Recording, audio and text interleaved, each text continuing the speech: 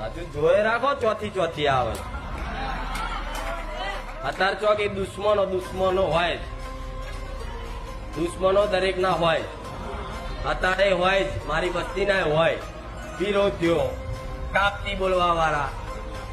એમના જવાબ આલવામાં હું એક્સપર્ટ માતા છું. મન કોક દબાવવાની કોશિશ કરે ને ત્યાંથી 4 ગણી હું છું.